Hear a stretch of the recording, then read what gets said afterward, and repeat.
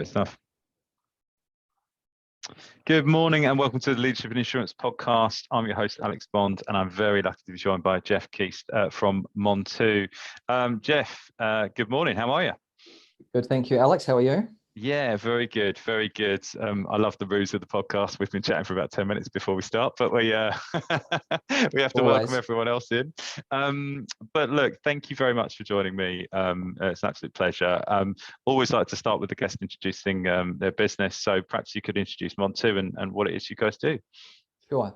So Montoux does a couple of things. I guess first of all, it's probably apt to point out that we are focused mainly in the life and health insurance domains. It's a big focus of ours.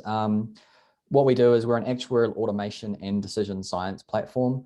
To put it relatively simply, actuaries and actuarial talent and actuarial teams are often performing very low value tasks with quite high value resources. I think you would know as a recruiter that actuaries are relatively expensive and one of the biggest staffing costs that insurers have. There's lots of work that they're doing using old legacy tools or even Excel. That's basically low value tasks that we're helping them to automate. Mm-hmm. The other one is that we're really focusing on is what we refer to as decision science, which is really the consolidation of actuarial science, data science, and third-party data sources to help identify the best decisions that insurers can make and all the trade-offs that are associated with them, and really put the science into decision making essentially by combining those things. So that's really the focus of ours. As I mentioned, life and health insurance is the kind of key verticals that we're working on. Sure. Thank you for that. It's always good to get that intro out of the way because I definitely wouldn't have broken it down this succinctly. So thank you for doing that for me. You have to do this quite a lot in my job, as you can imagine. Yeah, exactly. I'd probably be pretty good at running down what FinPro does, but it's always a bit of a challenge from the other side. So I'm always something I wanted to sort of ask and start on is that actuarial science is a very data and technically heavy environment. And I suppose the one thing that surprised me is that for for a sort of data and technical heavy environment, technology has still been quite slow to evolve in that sector. And I wondered what your thoughts were on what drives that, because it seems at odds with the types of people that they have in the environment, the kind of the technical side of it. So I wondered what your thoughts were on what's driven that. Sure. So I'm happy, in case there's actuaries listening, I should qualify by saying I myself am not an actuary. So this is, I guess, my opinion of spending, a few years, and we employ, actuaries and data science and other technical people. So, I mean, for me, at a personal level, it still surprises me by the lack of technology adoption in life and health insurance, and then specifically within the actuarial domain. Prior to Montoux, I spent a lot of time at other financial services companies, mainly doing software for corporate and retail banking, which is one of the reasons why I really wanted to get involved in Montoux. As for the reasons why, based on the experience I've had, there's a few. One is that actuaries want to be very comfortable with the tools that they're using because they're using those to make recommendations and predictions about the future. And so one of the things that's important for them is to have a high level of trust in what they're doing. And the outcome of that is often homegrown. And so we're still seeing massive amounts of the use of Excel because someone can build a model themselves, reconcile and validate it, and then provide recommendations. And if they get asked, how did they come up with that? It's very easy for them to do so. But what that means is that it's quite slow, and you have a lot of bespoke models that actuaries are using that if someone else wanted to use it, it would probably be quite complex. On the I guess at a more senior level as well, we're actually seeing this change a little bit, but there's a lot of uncertainty by executives, particularly those that aren't actuaries, to understand what actuaries actually do on a daily basis. They get the value of it. Yeah. But if you ask them to break down what are the 5,000 actuaries or the 1,000 actuaries you have on staff doing, they would struggle to do so. Therefore, there's quite a heavy trust in actuaries choosing their own tools because executives don't necessarily understand. And so we haven't seen a huge amount of, actuarial transformation or modernization or automation from our perspective as what you've seen in other industries or other professions, really. Mm.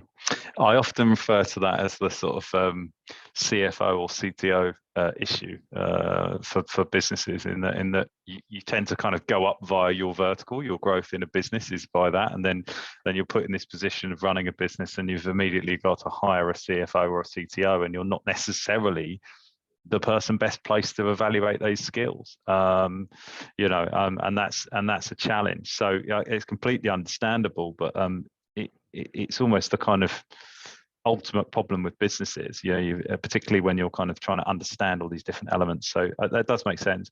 I wanted to kind of build on that as well, actually. You've internally got data science, data engineering people. You've got actuarial people in Montoux. It's obviously me asking you to put your neck on the line a little bit here, so I appreciate this is difficult. But one of the things that's come up a lot when I've been in my recruitment role is, where does data science sit within an insurance carrier? In my mind, actuarial science is one view of the data that comes into an insurance business. So I theoretically think a sort of most senior data science person would oversee all elements of data. That's my personal view. Definitely not all carriers see it that way. And there seems to be a sort of a conflict. So I suppose this is less asking you to kind of put your neck on the line, go, I think this is the right or wrong way, but where have you seen it work well, as we've seen these emerging kind of data science, data engineering teams sit with actuarial? Where have they kind of worked best, whether it's hierarchy or kind of just the way they collaborate?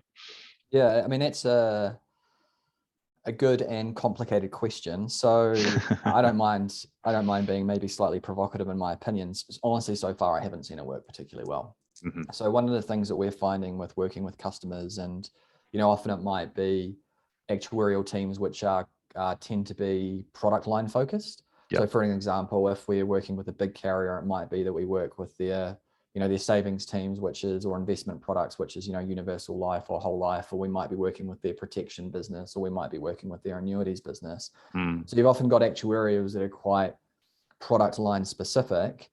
But then what you have is what they're referring to, not necessarily as data science teams, but analytics teams or data teams that are sitting cross-functionally, I guess, to use the more corporate-y term.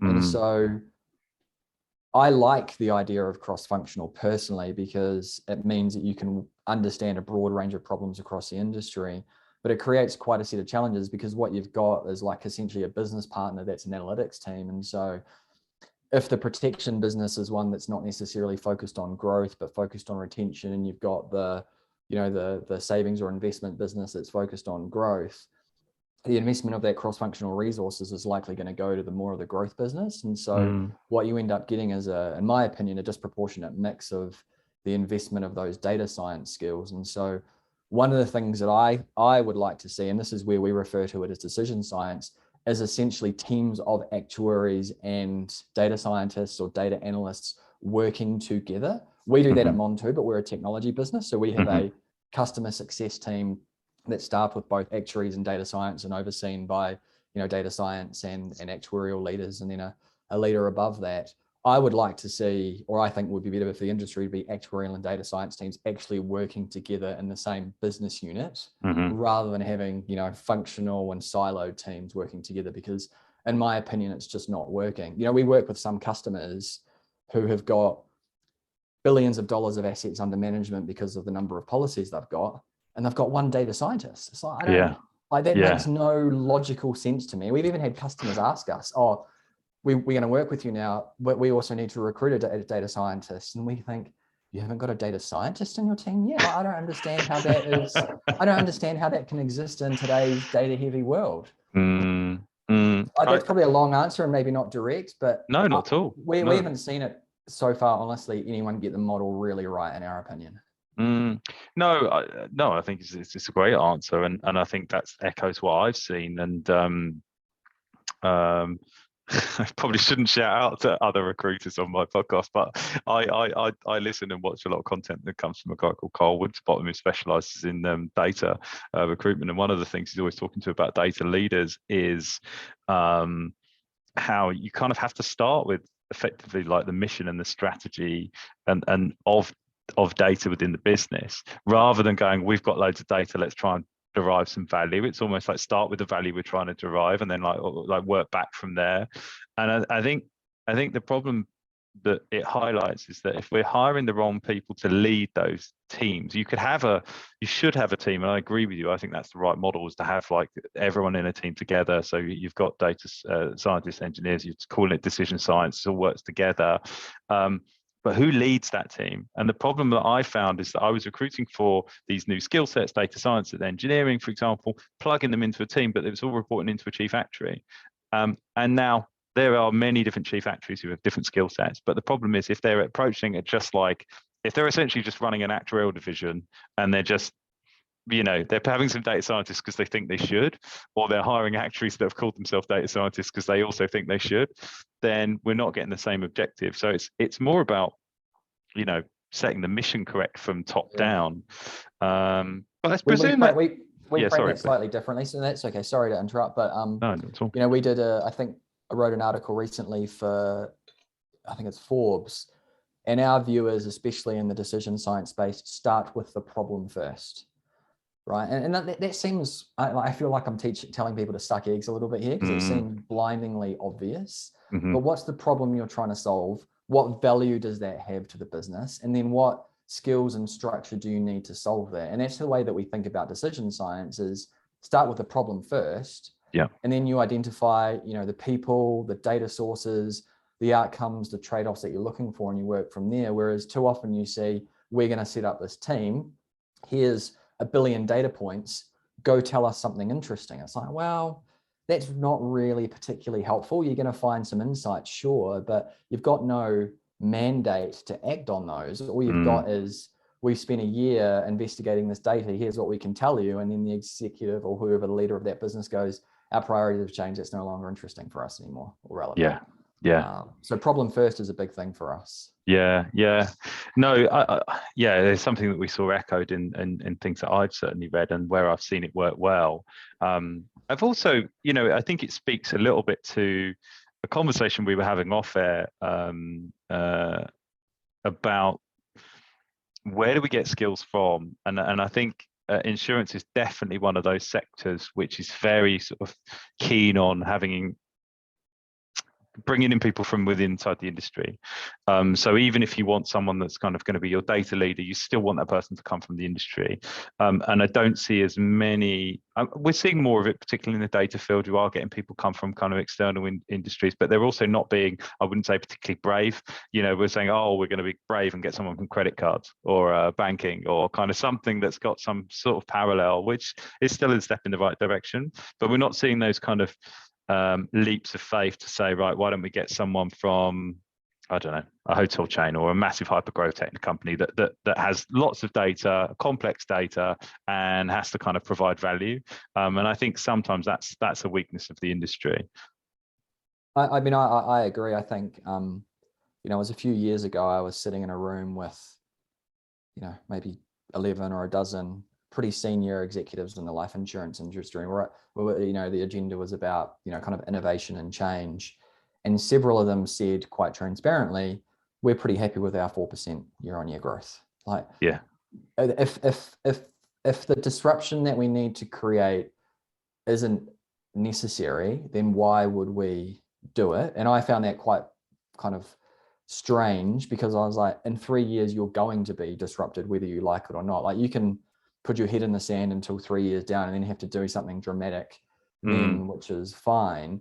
And so that creates an environment where they don't feel they need to recruit from the outside, because all they want is people that can drive incremental growth, essentially. But where I actually do see a difference, I like the work that a lot of the cloud providers are doing. I think they're the ones that are bringing in, maybe not necessarily hugely external, but often people with financial services skills. So people from credit cards or payments or retail banking software. So, Google Cloud, Azure, AWS. I think they're recruiting quite smart, because they understand that they're obviously very data heavy businesses. They're not just providing, cloud storage, you're also providing, services at the same time. I think they're looking at people that have dealt, especially like retail, with massive data sets and going, these insurers are just sitting on an absolute plethora of data, we want to have people that can actually help them use it. So hopefully that drives some change, but I think it'll be slow, unfortunately. I suppose it's a double-edged sword in that as well, isn't it? Because there's firstly, yeah, something that's covered in the podcast quite often is particularly the incumbent businesses, the incumbent carriers and brokers, etc. That you can be too successful to innovate, right? And there's the innovator's dilemma as we talk about incremental growth.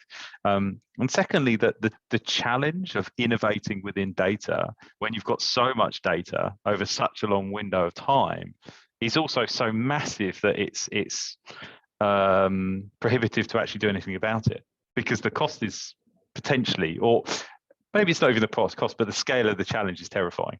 So you can. It is, but it's not like. But I don't think they're sitting on more data than other industries have been able to mine and use. And to go back to the the point that you made, and then I followed up with earlier around value and problem first. Like if they start with it, some businesses that have got in-force blocks, right? So they're not selling any new business. They're trying to reduce expenses and improve return on capital. You've got some growth-focused insurance businesses that are like, we just want to attract new customers. We want to be able to cross-sell. So if you start with the problem first, you could find that you can narrow down the data and the problem itself to be, very well defined, and therefore not the hugely mammoth task that you perhaps see it to be if you're like, we've got to mine all our data to find these insights. Yeah.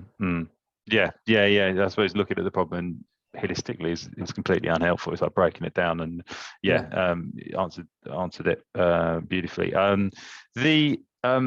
The thing I wanted to touch on quickly was just kind of from a Montoux's perspective and its genesis. Why specifically that area of the market? There's obviously actuaries in other fields. Is it just the TAM of that market's larger from this perspective, or being crude about it, or is it? Yeah, I mean, so TAM, sure. The size of the market is absolutely interesting for us. So we also, one of our founders, Klaas, who's our chief product officer, he came from a life of no pun intended, life insurance, and just he, as an actuary himself, he was just constantly frustrated with the lack of opportunity to create better decisions for the companies he worked for. And he put that down culturally, of course, as we've kind of been discussing, but also to the tools that he was using. And also one of the reasons we like it as well is that, and this is no disrespect, to people that are, doing innovation stuff and, P&C or general insurance, like life and health insurance is much more complex. So, for us, there's probably slightly less competition in trying to disrupt, decision science and actuarial automation in life and health, because it's so much harder. Like, your policy duration is 10, 20, 30 years, whereas, P&C and GI tends to be kind of yearly. So for us, it's both a more complicated opportunity, but it also gives us an opportunity to create a bit of a moat, because, we've spent several years now building a very complicated technical platform in a way that's user friendly. Even with technology advancements, it's going to be very hard, in our opinion. We're slightly arrogant, I don't know. It's going to be very hard for people to replicate that, quite honestly, Alex.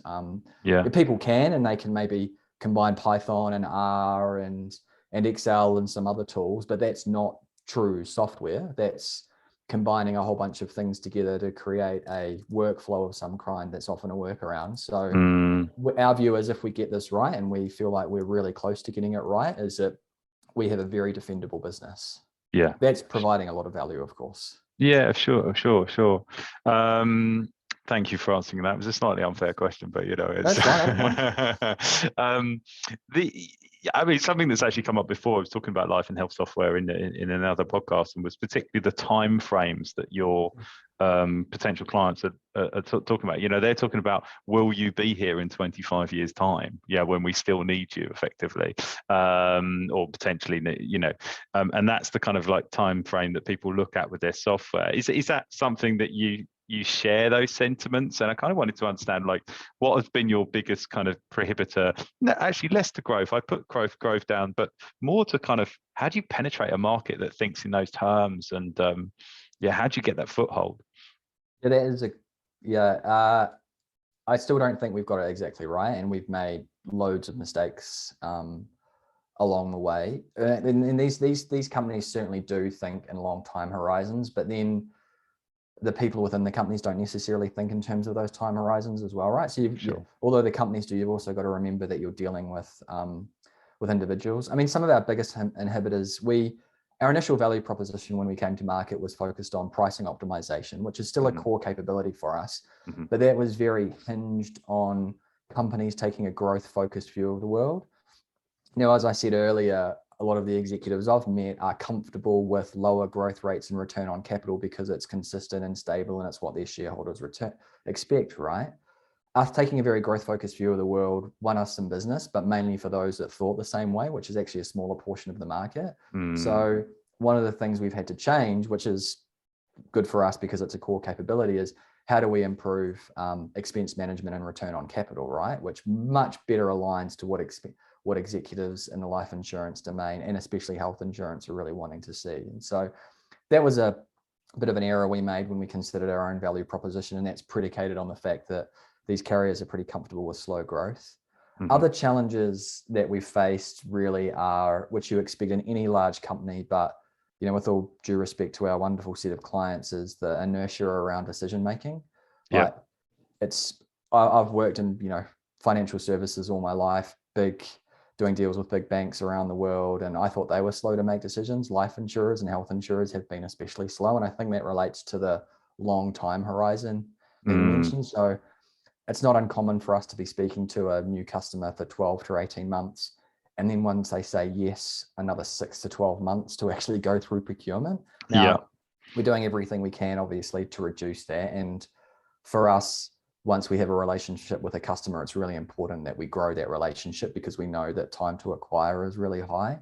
But I think this is all down to the fact that they know their business has been around for a long time. It's going to be around for a long time in the future. They've got long duration policyholders, and so they're not quick to make decisions. Now, I wish I had the, whether silver bullet or magic bullet, whatever it's called, to speed it up. We don't, but what we have found is changing our, messaging to be much more aligned with, we can help you save money this year, has driven a much quicker speed of which we can actually get clients to on board versus we can help you grow, which they see as a much longer term strategy. Yeah. No, that's interesting. Save versus grow. It's I think I always think about that because I started in claims. Actually, my first job in out of college was in claims, and I was talking to someone about a claims technology business the other day, and I'm surprised how little it's happening now, but it sort of surprised me how long it had taken to focus on claims, for example, because something is instantly hitting the bottom line. It's like if you make that more efficient, you save money, you make money. It's like it's alpha cash, but people are focused much more on growth and distribution, and these are all great things, and they allow you to get into different markets, for example. But I'm always amazed how little focus there is on, if you can save money, make efficiencies, you save money immediately. It's immediate benefit. So but I also think that depends on the nature of the product, right? So again, shorter duration products are probably going to have immediate, like car insurance as an example. Like if you can reduce claims, that's going to have a yearly benefit to you. We're doing a lot more work now in long-term care insurance in the US, mainly in the claims space, wellness management and claims management, like who's at risk, why are they at risk, what are they likely to claim for? I don't know, if you're aware, or the listeners, conservative estimates in the industry put liabilities over the next 20 to 30 years at $250 billion US. More realistic, put it somewhere north of 500 billion, probably up to $700 billion in claims that are going to have to be paid out. And so, like, to your point, like, we absolutely agree, like, this is just a huge opportunity to do something that can really bend the cost curve. Like, you save 10% out of a market that's going to spend $500 billion, like $50 billion to the bottom line across the top 20 carriers.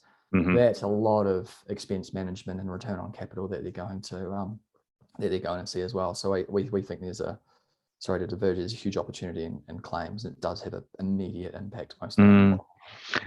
And it's interesting talking about that point, and you see those numbers which are huge, truly terrifying. And it sounds weird saying it, like it rolled off the tongue because I've said it so many times, but it's true.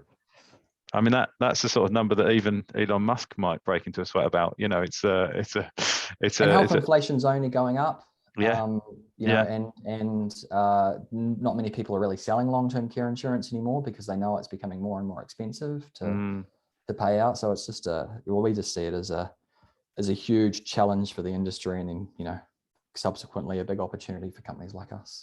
It's a big opportunity all around, isn't it, as well? Because I think as you were speaking, I was thinking about the sort of growth of more proactive policies that we're seeing. So it's like that kind of, you know, we don't want to get people when they get to the emergency room. We want to get them healthier and well along the way. And I think that's been quite not. I'm quite a cynic anyway, but I think some of it's been sold quite cynically previously. But I think now we're seeing some really brilliant businesses come in and go, look, we want people to be healthier and better, and we want to reward them for that. Because I think it's the difference that shifted for me. I've actually just renewed my health cover, and rather than it be punitive, i.e., if you don't work out, we charge you more money, which everyone knows, you know, most people have got a gym membership they don't go to, right? So nobody cares about the money. It's like, oh, if you do these, they've gamified it. So if you do these things, they gave me, you know, it's I'm a simple being. They give me my prime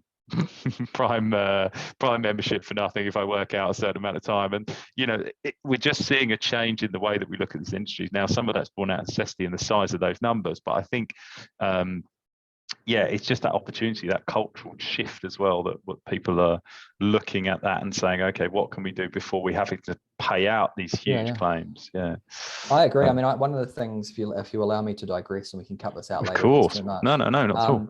I'm a fundamental believer that insurance should be a service.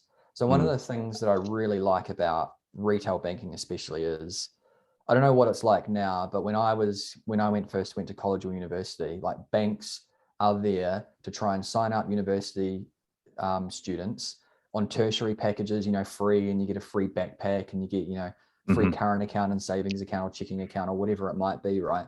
The reason that they're doing that is they want to acquire you as a customer now, because over time they realize that they're going to provide you more services. So eventually you're going to get a job, you're going to have, you know, direct debits going in and out, you're going to buy a car, you're going to buy a house, you may start a family if you decide to.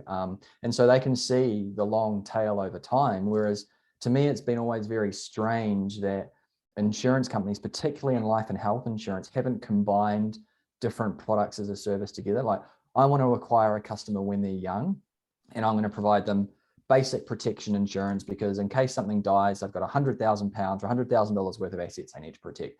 As they get older, they're going to have children. Maybe they want to set up tax advantage savings accounts. As they get older still, maybe they want to switch to more annuity type or pension products, but it doesn't seem to be the way. And there is a direct correlation between a life insurer and a health insurer doesn't want someone to get sick and die, just like the individual.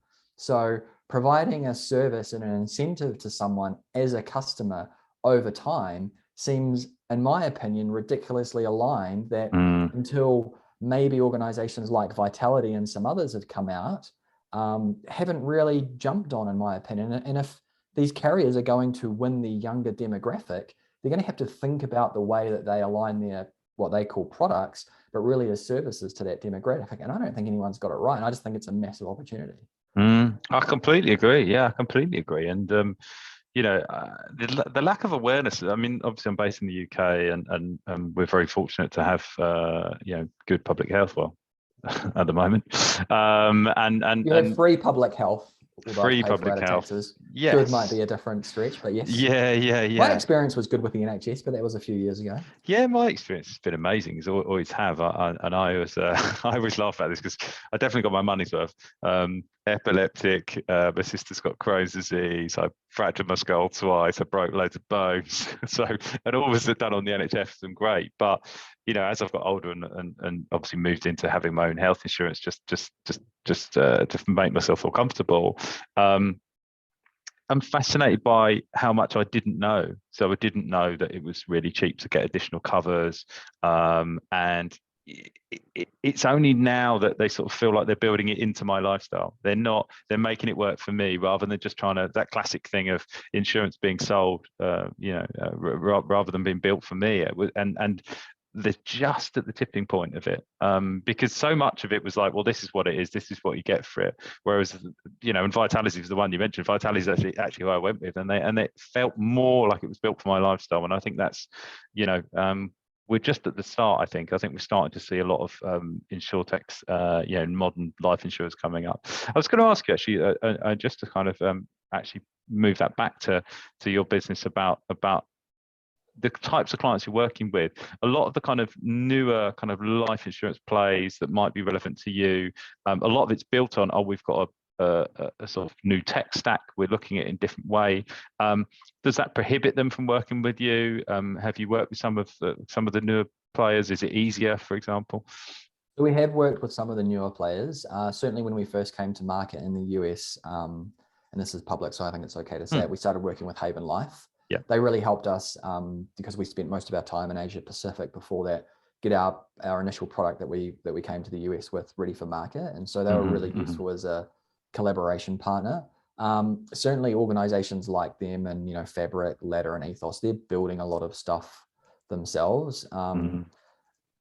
How do I say this? They're also relatively new with probably smaller numbers of policyholders. So sure. For us, and this is kind of obvious from our website, we tend to work with much larger players, honestly. And it's not because we don't want to work with the new ones, because often philosophically, we're very aligned around what customers need and also what technology can actually do in terms of, workflow automation or making better decisions. But we find that we're able to work, I guess, kind of more frequently with some of the larger life and health insurance companies, just because I've got legacy businesses established, lots of legacy technical debt, problems that we know that we can fix. Whereas some of the newer ones tend to want to they build stuff themselves and house it as their own IP. And we've even seen Haven Life as an example. They're now a technology business, not just an insurer. They've got their own technology that they're trying to sell.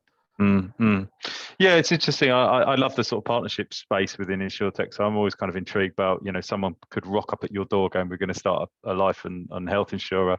How do we do it from an actuarial perspective? Where should we start? But people sort of want to bring some of that stuff in-house and make it their USP. So I was intrigued about how possible that was. I think it is. I mean, interestingly, one of the guys I know from a traditional insurance carrier has just gone to one of the newer kind of more direct distribution models. I spoke with him the other day and he said, we've kind of got the same actuarial problem. So, we'd quite like to talk to you about some of your stuff because we know that it's not easy to fix. So in some areas, they still are facing the same problems. In other ways, they're able to overcome them. I think in distribution, especially, they're able to overcome them. Yeah. Which is why you saw, like Western and Southern acquire Fabric. Yes. Yeah, the distribution piece has been probably the most attacked from a kind of insurtech perspective. Certainly, so there's been more investment in distribution as well. I wanted to ask you about regulation. Obviously, it's a sort of one of the big challenges. What constraints has regulation put on kind of your ability to innovate, if at all? I often look at the sort of regulation as almost like the constraints are where the innovation happens, because you have to overcome some of these things. But I just wondered if regulation had played a part and prohibited at all, or even given opportunity. Yeah. So for us directly, no. I mean, we've had to do things like becoming HIPAA compliant because we're dealing with medical data, and so things like that. It's created a lot of opportunity for the existing platform. So when you think things like IFRS 17, the new accounting standards, so that has created a lot of opportunity for people to, kind of re-platform or add on new modules or whatever it might be to deal with those standards. But for us, not really. Regulation hasn't played a big impact in either our growth or opportunity. But for our customers, yes. And so going back to the long-term care example, there is this regulatory concern that offering wellness programs to existing customers might be in some way slightly discriminatory. So if I offer it to this person because I know that they're at risk, and if I don't offer it to this person because the data tells me they're not at risk, is that discriminatory? Now, the claims working group is working through actually addressing some of that stuff. So for us, it's meant that we've got, some clients that take a more, I guess, innovative view of the world and like, this is actually good for policyholders. So I don't understand how it can possibly be discriminatory or bound by regulation. Whereas others are like, we want to kind of see until maybe other people do it or some new rules come out or take a state by state basis. So it does have an impact sometimes on adoption, but it doesn't have an impact on us building what we want to build, because we know it'll serve the industry if it's now or if it's 3 or 5 years down the track. Sure. And so I suppose leading on from there, and probably it might be my last question, but I might ask you a slightly controversial question that I've asked a few people. But this one, I just like, how do you see that your business fits into kind of offering benefit to the end consumer, the purchaser? Is it just a kind of potentially a reduction in price, or there are other implications? No, so I think it depends on what we're doing for our customers, which are the life and health insurers. So it could be better service. It could be, we understand that you're at risk of early transfer to an aged care facility, so we can help them identify those types of customers and what interventions they can put in place. So that's better for the policyholder and obviously better for the insurer. Ideally, a better price if we're doing pricing optimization work, or if we're helping to automate large parts of the actuarial workflow that's going to drive down expenses. And then really, as you start to understand customer behavior a lot better, I don't like to use this term because I obviously believe insurance should be a service, but really a better product for the customer. So how do you actually serve them with something a lot better, because you understand their behaviors a lot more? And in my mind, ideally, that would go to some kind of product or offering that, straddles life, health, savings, whatever it might be, right? So I think better price, of course, but really better service and better product ultimately.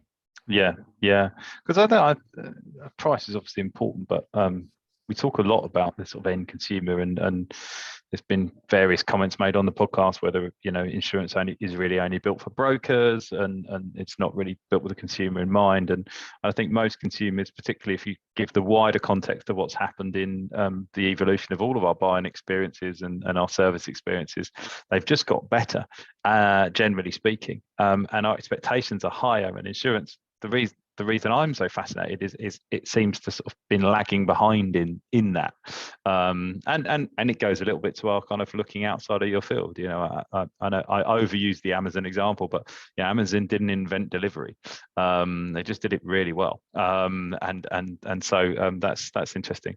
My slightly controversial question: I need to be fair, because we've had people on that have talked about sort of actuarial technology before, and I've asked this question of every one of them, I think. So I don't think I can let you off without it. But do you think technology will evolve to make actuaries obsolete? No, I don't. But I think it will significantly change what they do. Sure. I mean, I don't, and I don't mean that as a cop-out answer. So one of the things that actuaries have is a very unique and specific knowledge on insights of how an insurance business is almost run, not to be too generic. What I think is happening, and not to make this selfish about Montoux, is you've got very smart, high-value resources doing low-value tasks. Yeah. Most actuaries, and not all, because we're talking about an industry that employs hundreds of thousands of people right across the world. Most actuaries would like to be spending more of their time providing insights and predictive decisions that can help make the business run better and improve customers' life, versus spending hours or days punching numbers into Excel. I'm not saying all of them are doing this, obviously. So what I think we'll see is a change as technology improves, and not just Montoux, but other actuarial, technology platforms that are out there, that the role of actuaries will change. They'll become much more insights and decision driven, versus a lot of them doing low value tasks. Sure. Yeah. So now, my opinion, and if I was in this industry or another else, no role is immune to automation. Yeah. Right? And it's not you're trying to automate them out, it's that you're trying to make their job easier so they can perform higher value tasks. Yeah, exactly. I think when I started to kind of looking at automation, I think that people jump to Terminator 2 version of the future, you know, where it's like, right, you're obsolete. But whereas, yeah, what we're saying is just, and just like the value add for me is someone that works in the recruitment industry, people just don't want to do monotonous, boring tasks. And we also know they're not particularly good and reliable at that because they get bored with the monotony. So, but particularly when you've got these highly skilled resources, I'm fascinated that we get them doing anything that's kind of like generically monotonous. Just as a slight follow up on that, you know, and this is only us spitballing our opinions, but yeah, the modern actuary coming in today, qualifying as we speak, what new skills do you think they should be potentially adding to their sort of portfolio? Yeah, I mean, so a big one is decision making, and that might not necessarily be a technical skill that they have to do with, you know, valuation and financial reporting, but certainly as I've said, like, we're pretty bold about the fact that actuaries are going to have to provide levels of insights, and executives actually want to hear people's opinions on things generally rather than just data. I think one that's already happening is data visualization. And so, you know, often it's been, here's a big model or here's a spreadsheet, we've written it into some kind of actuarial memo. You know, for me, I'm not a life insurance executive, right? But as, you know, someone that's running in a technology company, I want to see visualizations in a story. So becoming a lot better at storytelling, how does the data support that story? And then, which is already happening, I think, across actuarial societies around the world. I think we're going to continue to see the confluence of data science and actuarial science. So I think, you know, understanding, you know, third-party data, understanding different data science techniques, how that relates to their job, how they can work with data scientists, I think will become really important as well. Yeah, absolutely. Couldn't agree more. It's been an absolute pleasure, Geoff. Thank you so much for being a guest. I've really enjoyed this conversation, and thank you for being a good sport and answering some of those questions that were a little bit more. I actually didn't find them that provocative. No, well, it's funny, isn't it? We're a sensitive bunch in insurance, so it's that's seen as the provocative end of the scale. I think, asking you whether you think actually should be obsolete or not. Sure. That's fine. That's good. But no, thank you so much for being a guest. I've really enjoyed this one, and yeah, pleasure having you on. Appreciate it. Thank you very much, Alex. Thank you.